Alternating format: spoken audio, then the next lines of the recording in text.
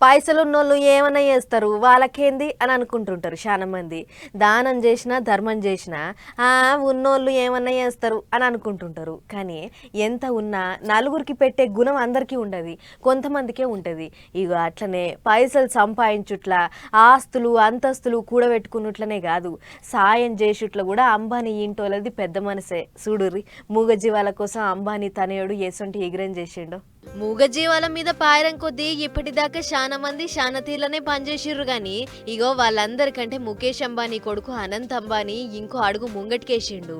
గుజరాత్ రాష్ట్రంలో ఉన్న జామ్ నగర్ లా జంతువుల కొరకు 3000 ఎకరాలల్లా ఓ పెద్ద అడవినే పెంచిర్రట అంబానీ కంపెనీ వాళ్ళు. దెబ్బలు దాకిన జంతువులను, పానం బాగలేని జీవాలను ఇక్కడ కాపాడతారట. ఈ 3000 ఎకరాల అడవికి వంతరా అని పేరు పెట్టిర్రు. ఇప్పటికే 200 ఏనుగులు, వేల కొద్ది జంతువులను కాపాడిర్రట. మంచి బలం తిండి పెట్టి సాదుతున్నారట. అగ చూడుర్రి జంతువుల కొరకు లోపట ఓ పెద్ద హోటలే నడిపిస్తుర్రు.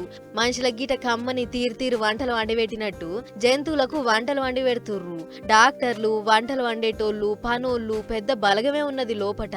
మూగ జీవాల కొరకు గింత శ్రద్ధ చూపిస్తున్నారా అని అంత పరిశాన్ అవుతుర్రు. ఇప్పుడు జంతువులకు ఏ టైంలో ఎసొంటి తిండి పెట్టాలనో, ఏమేం తిండి పెట్టాలనో చెప్పనీకి స్పెషలిస్ట్ డాక్టర్లు ఉన్నారట. ఆపరేషన్లు చేయనీకి అలగలగ్ డాక్టర్లు ఉన్నారట. మొత్తానికి అంబానోళ్ళ అడవిలో రాజా లెక్క బతుకుతున్నాయట జంతువులు.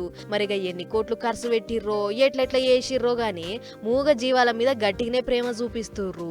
మూగ జీవాల మీద ప్రేమ చూపెట్టుడు, వాటిని చేరదీసుడు తల్లిని చూసి నేర్చుకున్నాడట అనంత్ అంబానీ. నోర్లేని జీవాలని కాపాడి సాదుకుంటే పుణ్యం వస్తది అన్నట్టు మాట్లాడిండు. అంతేకాదు ఆస్తి అంతస్తే కాదు, మనసు కూడా మస్తు పెద్దదే అంబానీ వారసునిది అని అనుకుంటుర్రట గీ ముచ్చట చూసిన పబ్లిక్.